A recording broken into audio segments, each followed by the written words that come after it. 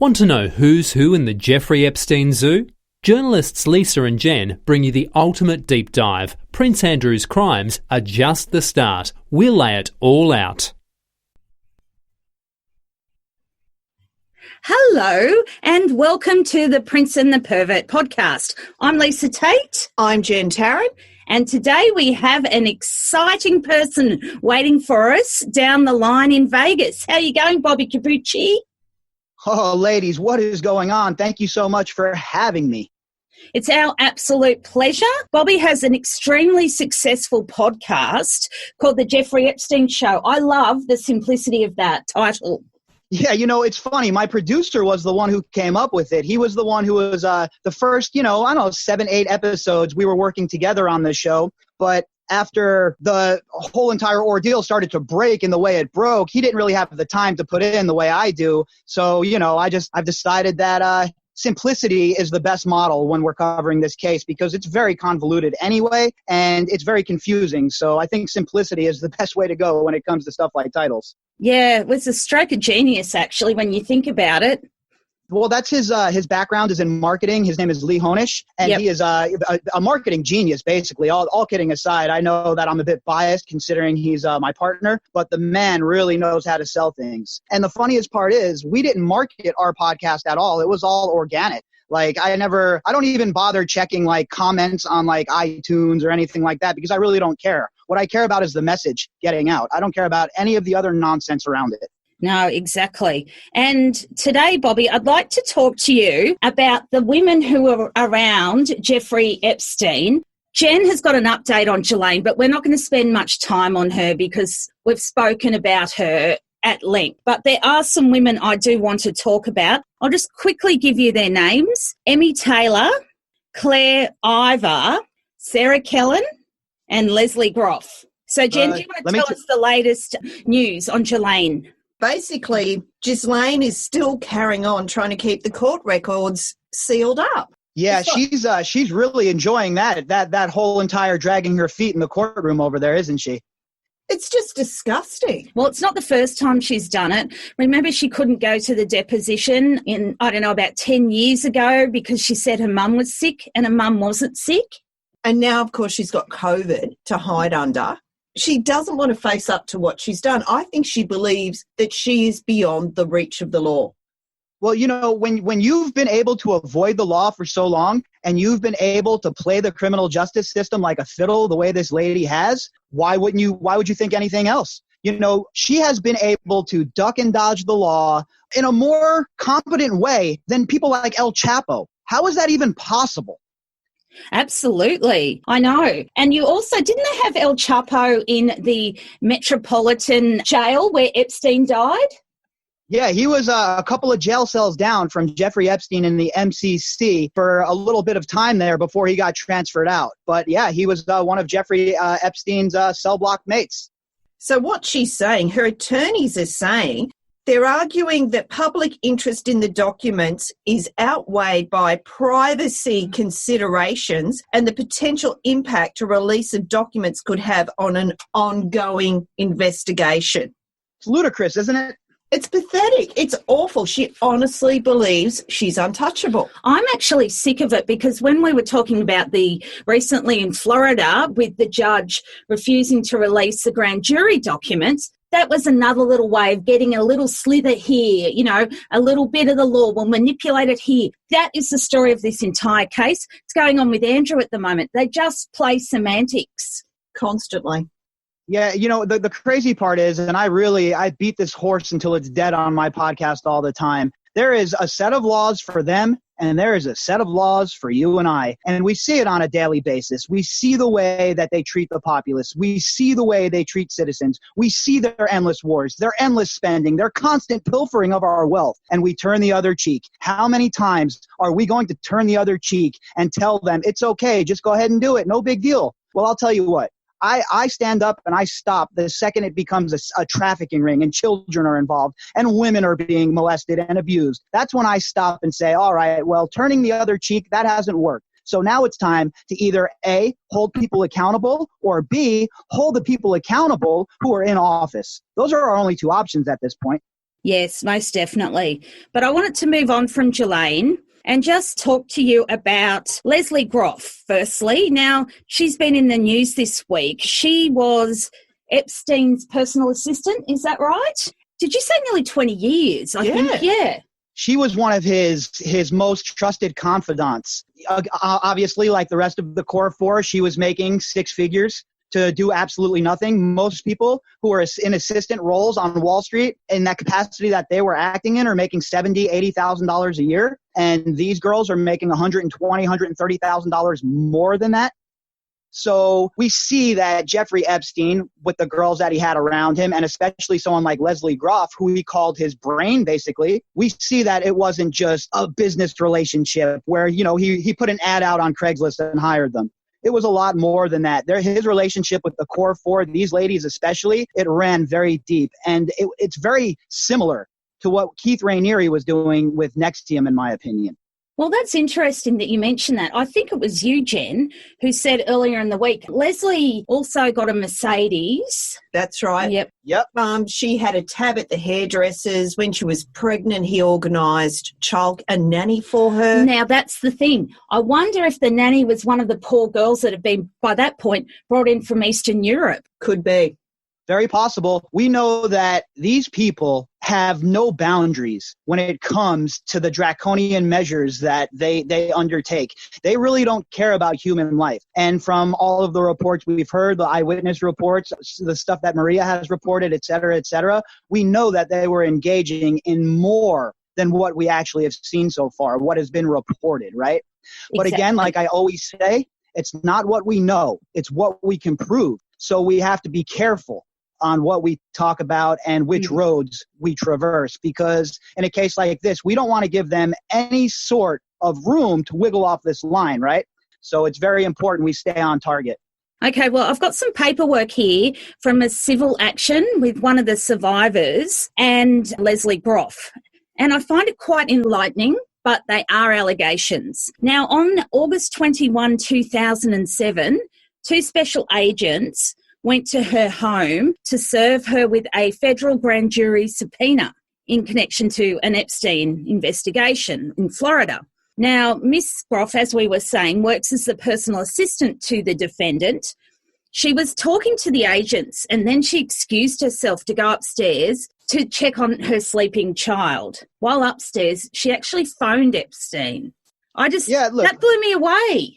It's crazy what they're able to get away with. It's crazy how they're able to manipulate and finesse the judicial system. And it's even crazier for me to think that these ladies, the core four especially, after all these years with Jeffrey Epstein already dead, that they have not come forward. To me, that just smells of complicity, and it smells of people who have something to hide. Innocent people who were abused by Jeffrey Epstein would feel more brazen to come forward at this point, you would think, right? And people like Leslie Groff, Adriana Ross, and Sarah Kellen Vickers, and all of these girls that were in his close orbit, I don't want to hear about them being victims. I don't want to hear about him abusing them. They knew exactly what they were doing, and they were willingly taking part in this whole entire organization, in my opinion.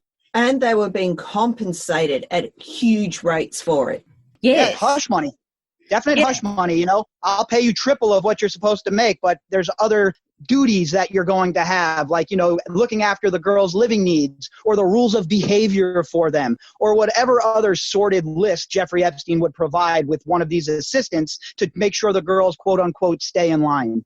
The police must have had a tracer on her phone line because they heard Epstein telling Miss Groff not to speak with the agents, and he said you shouldn't have allowed them into your home. He kept applying pressure on her from complying with the subpoena that the agents had served upon her. And in particular, Mr. Epstein warned Miss Groff against turning over documents and electronic evidence. And remember, Indike came out of the house after a few hours with a bag with something in it. Nobody knows what was in that bag. So it could have been computer, a hard drive. It could have been thumb drives, pictures. Who knows? That was in New York. But why would the FBI allow that? Anyone to take anything out of these houses? It's just absurd. It's just so reminds me of O.J. Simpson and Robert Kardashian and that Louis Vuitton garment bag. It's always funny, isn't it? Whenever it's a case with a high-profile person, there's always these little technicalities that happen to pop up so that they can use those technicalities somehow to get themselves off. You notice none of us would ever get anything like that to bust in our favor, right? And it's all because if you have the dough, you can get these high-profile lawyers that know how to manipulate the legal system in the United States especially. But not just that, you're not just buying that. You're getting access to the good old boys club, right? You hired Dershowitz. He has access to all of these people. How many of these Harvard lawyers have taken classes from Alan Dershowitz and then go on to become prosecutors? There has to be some sort of conflict of interest there. So the documentation says this conversation occurred while Epstein was on his jet and he was just outside Miami and he was planning to go to New Jersey. But once he heard from Groff, he turned around and headed for the US Virgin Islands. Little St. James. Now, during this conversation, Epstein became concerned that the FBI would try to serve his travelling companion, Nadia Marcinkova, with a similar jury subpoena. Now, she's the young woman who he said was his sex slave. Yeah, supposedly she came into his sphere very, very young, 14, 15, I believe, something around there. And she was groomed from a very young age, not only to be part of this criminal organization, but also to please Jeffrey Epstein. And when it comes to the core four, she's the only one that I really have any sort of sympathy for, to be honest with you. Exactly. Same here. So the allegations that were made in this civil case is that there were scheduling phone calls that Kellen and Groff often made, and they said, can you bring other girls? So they would deal with the timings, the logistics, really. That's what I've always said. He's run this place like it's a McDonald's. You know, he's got logistics there, HR here, you know, the money there in accounting. It's just outrageous. So though sometimes Epstein directly paid dough after abusing her, she was often paid by Kellen or Groff. Now, that's a bit different to being a personal assistant. Yeah, they're complicit. They were handing over the money for services rendered. But they're covered by the non-prosecution agreement. Which sucks. Yeah, absolutely. Leslie, I think, had a key role. She would know a lot in terms of having worked for him for that many years. But in the latest court filing, Groff said that she did not work at the Upper East Side residence when this Jane Doe was there. Look, the thing with Leslie Groff, to me especially, you just pointed it out. When she made that phone call to Jeffrey Epstein and tipped him off, that automatically puts her as part of this criminal enterprise, and it's a RICO predicate right away because it's tampering with a witness. We have 2 RICO predicates right away, and believe me, like I say, I am not Jacques Cousteau over here, okay? But 2 + 2 always equals 4. Exactly. I was absolutely shocked when I heard about the phone call. It blew me away. So what they're saying, it's a new motion. Oh, the other thing too, Bobby, I knew something was going on with Leslie because we're getting all these hits on an article that I wrote in January. And I had people reaching out to me on Twitter going, do you know anything about Leslie? Where can I find this? Where can I find that? I just said to Jen, this is so weird that people are coming to this. And I said, there's got to be something going on. And then yesterday I saw about the court filing. Because you even put up a screenshot on Twitter about the number of hits when they were searching for Leslie. It was huge. It was. So that was a bit bizarre. But she denies any criminal or civil misconduct. She said she didn't conspire with anyone to sexually abuse the Jane Doe or any other victim. She's an innocent party and has been subjected to widespread defamatory and salacious allegations against her in the media. There's not a lot about her in the media. I've looked. She's kept quiet. She's kept her head under. Look, the Daily Mail did get those Pilates photos of her. The Toronto Sun's had something. We spoke about her when we first started the podcast, so I just remember who the sources were. There is not a lot. So I don't know, compared to Kellen or Marcinkova, there's not much out there. No, in terms of defamation. Yeah, I think that this is kind of a preemptive attack on her part and her legal team, whoever they may be, because they know what's coming down the pipe. They might have even been contacted by the FBI. See, the thing is, we don't know what's going on behind the scenes right now. The FBI they're never going to talk about who they're contacting, who the witnesses are, who's being brought in. And of course, the people being brought in, they're not going to say anything about it because they don't want to get crushed in the media. The last thing they want is to, taint a possible jury pool right off the bat. There is something going on if they want to speak to 4 UK citizens. Yeah. Oh, definitely. There's definitely something going on behind the scenes. There's a lot of new little things that are happening that when you see these articles coming out and you see the leak about the MLA, you know that something much bigger is in the brew pot. Yes, most definitely. Just quickly, I wanted to touch on Sarah Kellen Vickers.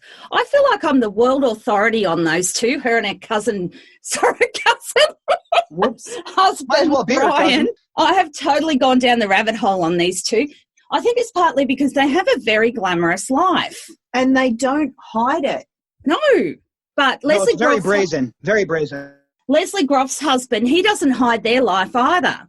He likes to run marathons. His kids play football. Did you know there's a video of her dancing with her sister on YouTube? Oh, that sister's song. It's appalling. It's bad. We should do a parody one day. Do you think maybe people are in denial and it's been that long that they thought they got away with it? Yeah, I think they're brazen because of that immunity deal. They truly believe that that's going to give them the shield to really ride this storm out. But what I'm telling you right now is if the prosecutors mean business in the SDNY, if they truly mean business, that immunity deal is not going to protect them. We're talking about an office. The SDNY is the office that was responsible for destroying the mafia. People need to understand that office, SDNY, pretty much created RICO. And it's appalling to me to see Berman and Cy Vance and the rest of them not wield it as the tool it was meant to be wielded as.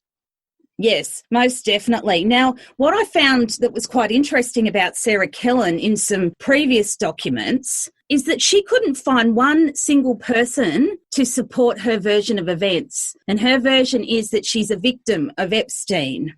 And she couldn't find anyone to say that she wasn't a procurer of underage girls or young women. And that's what they're going to do. They're going to try and position themselves as victims of Jeffrey Epstein. That way, they're going to try and, garner some public support and sympathy. Oh, well, they were abused by Epstein too, so maybe they shouldn't be punished. But when you get down to the nitty-gritty and you start really getting in the weeds like we have, you understand that that's bupkis. That dog does not hunt, and that excuse is not going to work. Nobody's going to buy that. Now, just before he died, Epstein sent her some money. Yeah, they were in contact for a very long time. And I believe her office, SLK, was located in Epstein's brother's building all the way up to like 2015 or 2016, maybe even a little later than that, something around there. Ties are too deep for them to just say, oh, well, we weren't really that close, or we really weren't. I didn't know what Jeffrey Epstein was up to. It's obviously a lie. I thought I just should say, for people who haven't tuned in before, Sarah Kellen Vickers was one of the main recruiters for Epstein, and she married a NASCAR driver by the name of Brian Vickers. She was a real solid presence at that Florida home. She actually reported into Ghislaine. According to all reports that we have from survivors and people close to the situation, it looked like the order was either Ghislaine Maxwell or Jeffrey Epstein. Depending on who you talk to, you could flip them around in a leadership role. And then directly under them, the core four were basically the captains, but with Kellen taking a leadership role amongst those captains. So she was one of the most trusted confidants when it came to the procuring end of this. She was there quite often with her laptop, organising schedules and travel. She would have seen hundreds and hundreds of girls walk up those pink carpeted stairs to be abused by Jeffrey Epstein. Exactly. And to think that she spent all this intimate time with Epstein and Maxwell and all these other sick bastards, and to think that she has no idea what was going on, to think that she never saw anything. It is just such a stretch of the imagination if they think that people are actually going to buy that narrative. And why in 2012 was she photographed with him on the streets of New York? Another thing which I've been trying to chase up was she sponsored an employee under her SLK Designs firm, a woman, into the country. She sponsored them. I wonder why, and I wonder who it was. And who it was for. Those are the right questions. Look, see, these are the questions that the legacy media should be asking, but it's left to people like us to fill in that gap because they don't want to do their job. And someone like Kellen Vickers has been able to get away with her nonsense for so long because the legacy media is just complicit. I don't know how else to put it. They're complicit in this cover-up. Brian Vickers, on his website, he says that both him and his wife have been accused of things that they didn't do, and that's why they're big supporters of the Innocence Project. She's also pled the fifth, so she's had a chance to defend herself, Bobby, but she hasn't. Exactly. And like how I always say, what I always talk about, if somebody is accusing you of such a heinous crime, aren't you going to come out swinging to defend yourself if you're innocent? I know that I wouldn't be doing no PR sweep. I'd be on every single talk show that would have me defending my good name and going crazy about it, waiting for discovery phase, hoping for discovery phase. Yeah, right. If you're innocent, bring it on. But these people, all of them, they all hide in the shadows and they use the fifth. Oh, my lawyer told me not to answer that, blah, blah, effing blah. Now, the Mirror in the UK got an exclusive about FBI agents wanting to interview the Duke of York, Ghislaine, and 2 other British women. So there's an English aristocrat that they want to speak to about the Epstein case. This person has been discussed a lot on Twitter.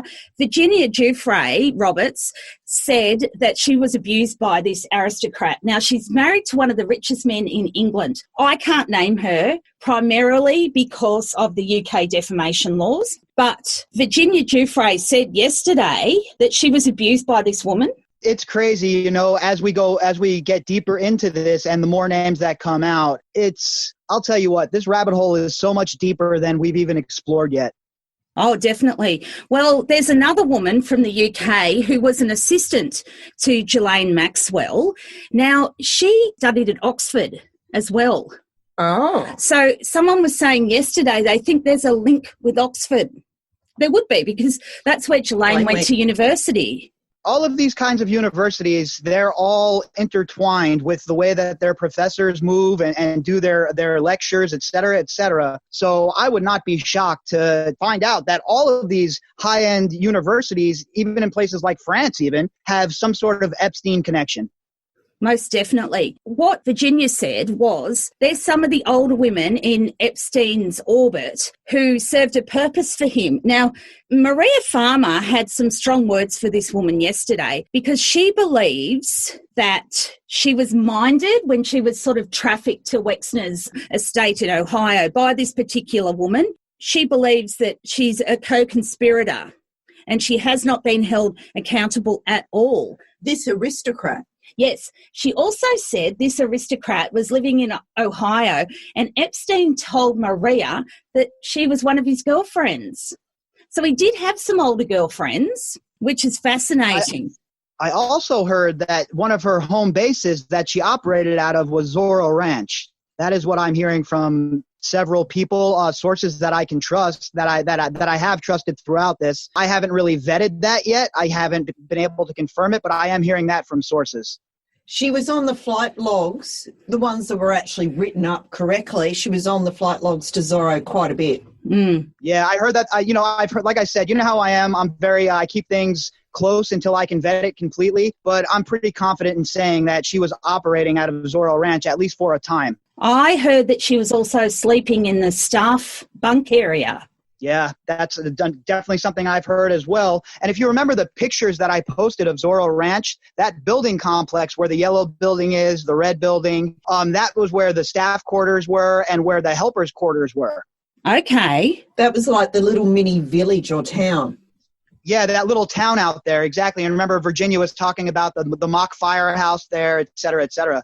Maria said the woman constantly kept an eye on her and she monitored her the few times she was allowed to leave, and she absolutely creeped Maria out. And also Epstein said he thought she was a bit creepy. Hang on. Epstein imagine thought someone was creepy. Yes, according to Maria Farmer, he thought this aristocrat was creepy AF. What level of creep status do you have to be at for a guy like Epstein to find you creepy? Yeah, it's a bit of a stunned silence there, isn't it? As we would say in Italian neighborhoods, Maron. Maron, what does that mean? Crazy. Maronna mia. It could be many things. It'd be, oh, Maron, this sauce is good. Johnny, Maron, you're a moron. There's many meanings for Maron. In Indonesian, they say gila, gila, which means crazy, crazy. I found that was very, very disturbing, and there's probably a lot more things that we don't actually know about. I mean, there's no reason for Maria to just invent this story 20 years later. She was definitely there with her. So this woman and her sister have been on the plane. Did you know that, Epstein's plane? This particular aristocrat, she was on the plane 32 times, I think, Bobby. Yeah, she's been on the plane more than Bill Clinton even. Wonder if they know each other. Oh, you can guarantee it, 100%. The most disturbing thing, and Jen can talk about this as well because she's been involved in it, this woman's now the president of the NSPCC East of England. So if anyone wants to know her name, it's all over Twitter. And if you look at NSPCC and find out who the president is, you'll see her there. Now, Jen, what's been going on? There's a letter going around at the moment. Well, there's an email address you can email to ask why, if this particular branch president has been named as a possible alleged person of interest by the FBI, why is she still holding such a position in a charity that's supposed to protect children? So there seems to be a lot of people who are a bit shocked by the fact she's in this role. So they're all emailing to go, hey, if only for the meantime during the investigation she steps down. Okay, because I've contacted them 3 times. You know how I get a bit obsessive. Not being rude, just giving them updates, and I haven't even gotten a reply. But I would love if the people listening here today, where there is, and I'll put it on our website, there is a letter you can cut and paste and send to them. We'll put the email there, but we'd really appreciate it if you could ask, and the woman's name is there, if you could ask that she steps down. That's the thing, even temporarily, because their business is protecting children from harm. Most definitely. She should at the very least be suspended without pay during an investigation. They should really investigate this vigorously, especially if you're named in an FBI investigation and it has to do with children being abused. You probably shouldn't be around children until we get it figured out. I mean, you know, I'm just saying. Well, she lives in Norfolk now. Do you want to know how I know? Because she was in Epstein's little black book that was discovered. She's on the flight logs. She's in the little black book. Maria has testimony about her. And Maria would have spoken to the FBI and used her name back in the 90s. Of course. Oh, and yes. She definitely did. She definitely did. Maria reported this whole entire thing to the FBI. Everything that we're talking about now in retrospect is stuff that Maria was telling the FBI when this first happened. And instead of doing their job, they were too busy running whatever sort of operation they were running. The means justifies the end, and screw the citizenry. That's all they care about. At the end of the day, it's all about consolidating power. And that's all any of these 3-letter agencies care about. And I've got one more lady I'd like to speak about. Her name is Emmy Taylor. She's from the UK. You might have heard about her. She was Jelane's assistant, but Jelane, being the freak that she is, used to say, "That's my slave." How awful's that? I say that about my kids in jest when they won't wash up, but that's not what you do in a business-style relationship. Maybe she was a slave and was being abused by Jelane. You don't know. She's absolutely, her brother-in-law spoke to the media, said she's absolutely devastated and distraught over this. She now works as a voiceover actress. So maybe she'd like to do promo at the beginning. True. See, there may be people like this particular woman who had no idea of that part of it at all, but the chances, it's hard. Yeah, and I wanted to ask, do we think anyone's rolled to the FBI yet? I think that there is definitely, at the very least, preliminary talks occurring, because what we're seeing now, like I was talking about earlier with the MLA, that doesn't just happen out of thin air. They've been building a case, and they're not going to go big game hunting right off the bat. They're going to have some concrete stuff to trip him up with when they get him in front of them. They're going to try and make him lie. That's basically what they're going to do. They're going to look for a process crime to be a predicate, and then once they have a process crime, then they can even dig deeper. But Prince Andrew, the Joe Exotic of the Windsor family, my man better just stay home, stay under his bed, and not speak to these investigators. His best bet would be a written statement. He doesn't want to do a live statement because he will get tripped up and he will get caught.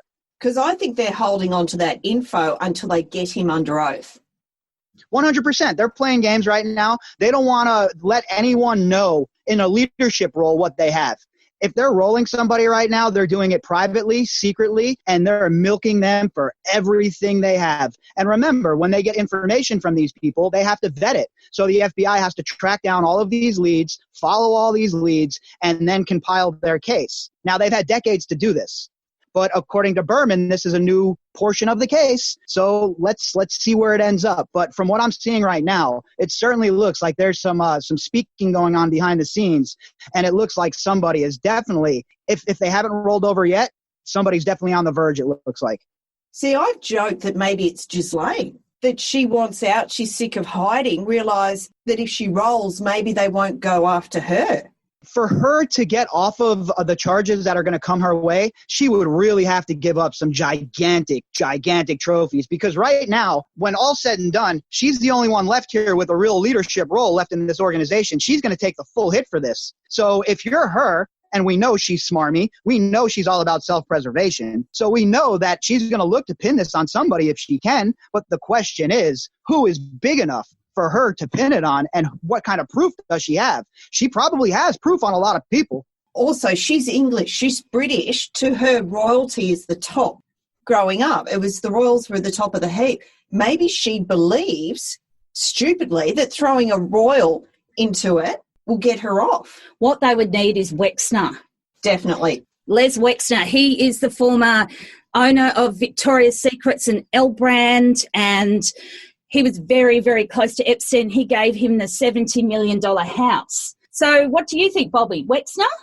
I think that Wexner is definitely one of the people that would be a quality target. The only problem I see with Wexner is he's still so juiced in the United States. They'd have to come with a ton of evidence for it to be Wexner. I could see her really. I honestly believe that she's still in possession of a lot of these dossiers. And I believe that if she gets hemmed up and if she gets arrested, that she has a kill switch of sorts where these dossiers will get released. And she's still using this information to manipulate the situation however much she can, but I think she's running out of runway here. I think she's running out of room to wiggle. And at this point, she is where the focus is. So when you're in that leadership role, unfortunately for you, you are not a person who catches a deal, especially in a RICO case. Most definitely. So what are the chances of them pulling a RICO on this? Well, I see the signs of it right now. And like I said, I was talking to a friend of mine who is a judge, and he was saying the same thing. Obviously, he doesn't know the case inside and out. He's never seen the docket or have any inside information. He's just saying from an outside look of the situation that there is definitely something brewing behind the scenes. Yeah, there has to be. It's pretty obvious, the fact that they're hitting Andrew up again. And also, we're hearing about the other Brits. They wouldn't be talking about this stuff. You see, what they do is they strategically leak things, the FBI, when they find it to be in their favor. So you'll see them leak things that they think will be damaging to targets of theirs. And then they'll say, oh, well, we don't know where the leak came from.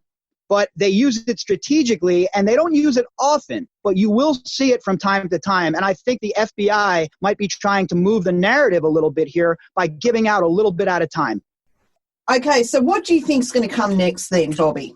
Well, I think that what we'll see next is they'll continue to exert pressure on Joe Exotic of the Windsor family publicly, for sure, try and shame him to get an interview. I don't think that strategy is going to work at the end of the day. I think his legal team is too competent to let him walk into a trap like that. But what I do think is there's going to be some wrangling behind the scenes to get a deposition from him in writing. I think that's what his legal team is going to angle for. I don't think the prosecution is going to be okay with it. So what I think they're going to settle on for him is some sort of video deposition where he'll sit down and it'll be like a live stream, like a Zoom conference type of deal. And they'll be able to ask him questions like that. But I highly doubt we're ever going to see the Joe Exotic of the Windsor family in an FBI office. I don't think we'll see that anytime soon. But as far as what's happening in America, I truly believe that in the next few months, we'll see at the very least some arrests in this case. I truly believe that's where we're trending right now. I don't know if it's going to be the all-encompassing gigantic indictments that we want, right? Where everybody's getting slapped at the same time. There's a bunch of raids. I don't know if it's going to be that, but I do believe we're seeing movement here, and all signs lead to arrests coming. This must be so heartening for the survivors to watch going on at the moment. Yeah, for so long they were by themselves. They were standing alone against this great wave and this horde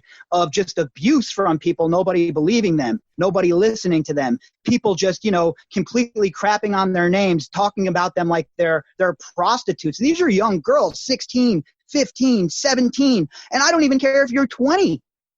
If you're involved in a trafficking ring, you cannot consent, okay? They're exerting power over you one way or another and forcing you into those decisions.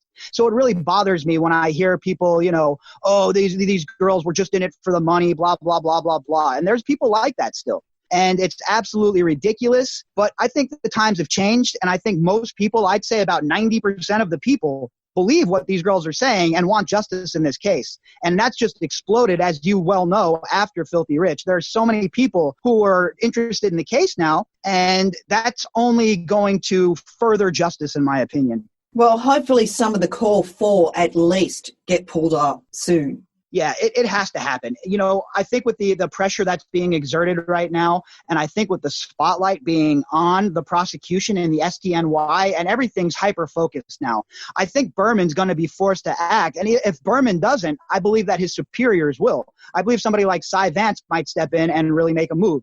Honestly, as much crap as I give Berman, I truly believe that they are making some inroads right now. Everything is lining up that way. So I'm going to remain skeptical of them, but I'm going to give them the benefit of the doubt and see where this goes. I'm just hopeful that it can continue to move forward. The girls deserve more, and not just a compensation claim payout. They deserve more. They deserve their day in court facing down these people that were involved in abusing them. At the end of the day, that's all any of us are asking for here, right? Nobody's asking for people to be picked up and executed without a trial. I want a full trial. Let's have a full trial. Let's air it all out. Let's pull the curtain back, and let's see who the liar really is. What are they so scared of? Especially seeing as they can't face Epstein in court because he's gone. That was just appalling. All that's left to them now is Ghislaine Maxwell. And that's why I don't think she'll ever get a deal in this case. I don't care who she gives up. I honestly believe that she's the number one target in this case. And I believe that she's going to be the sacrificial lamb, so to speak. They're really going to throw everything they have at her once the case is fully built up. And maybe they might even make a deal with the British Home Office where they don't go after Andrew criminally and they go after Maxwell instead. Who knows really what kind of wrangling will go on? But I don't think Ghislaine Maxwell has an out here. I don't think she has an exit plan. And I'll tell you right now, I would not be shocked to see her get swooped up at some point after other people are ratting and they have a real solid case, and see her really get the whole brunt of this thrown at her. Because at the end of the day, who else is left for these girls to face? Thank you so much, Bobby, for chatting with us. It was our absolute pleasure to have you on the podcast. Thank you, ladies. It's always a pleasure for me to join you. I love everybody in Australia, probably my second favorite country at this point. And it's always an honor to join you and to expose these scoundrels. That's the word, scoundrels. Scoundrels, word of the day, scoundrels. Anyway, thank you so much for your time, Bobby. And hopefully we can join up again in a couple of weeks. Yeah.